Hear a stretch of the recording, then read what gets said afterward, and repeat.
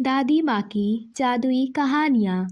रवि नाम का छोटा लड़का था जो अपने दादा दादी के साथ गांव में रहता था। उसे हर रात अपनी दादी माँ की कहानियाँ सुनना बहुत पसंद था।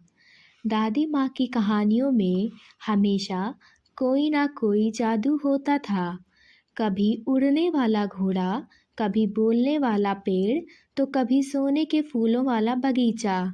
उसे कहानियाँ सुनना बेहद पसंद था और दादी माँ उसे हर रात कहानियाँ सुनाती थी और वही सारी कहानियाँ रवि के सपने में आती थीं।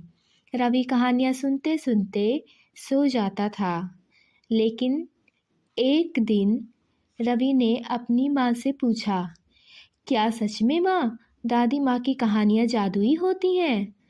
माँ मुस्कुराई और बोली, जादू सिर्फ कहानियों में नहीं होता बेटा, बल्कि उनके शब्दों में होता है जो हमें कुछ नया सिखाते हैं। उसकी माँ ने उसे बहुत समझाया, लेकिन रवि यह समझ नहीं पाया और वह सोचता रहा कि दादी माँ की कहानियाँ जादुई कैसे होती हैं।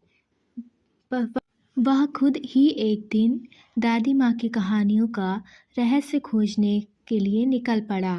रात को जब दादी माँ ने एक कहानी सुनाई जिसमें एक छोटा लड़का अपने साहस और ईमानदारी से एक बुरी चुड़ैल को हराता है, तो रवि ने सोचा, क्या मैं भी इतना बहादुर बन सकता हूँ? रवि यह सारी बातें सोचता रहा और उसके सपने में यह सारी बातें आती रहीं और यह सोच सोचकर रवि चिंतित था। और अगले ही दिन जब वह कहीं जा रहा था, तभी उसने देखा कि उसकी दोस्त मीना का खिलौना एक लड़के ने छीन लिया। पहले तो रवि डर गया, लेकिन फिर उसे दादी माँ की कहानी याद आई। उसने हिम्मत जुटाई, आगे बढ़ा और बड़े लड़के से कहा, यह गलत बात है, तुम किसी छोटे बच्चे का खिलौना नहीं छीन सकते। यह बहुत ही बुरी चीज़ है, तुम्हें उसका खिलौना उसे वापस कर देना चाहिए। बड़ा लड़का थोड़ी देर तक रवि को देखता रहा, फिर खिलौना मीना को लौटा दिया। रवि बहुत खुश हुआ।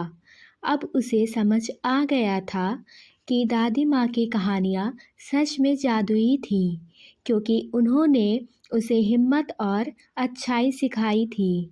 वह लड़की बहुत खुश हुई और फिर वह दोनों वहाँ चले गए। उस रात रवि ने दादी माँ से कहा, अब मैं समझ गया कि आपकी कहानियों में जादू क्यों होता है।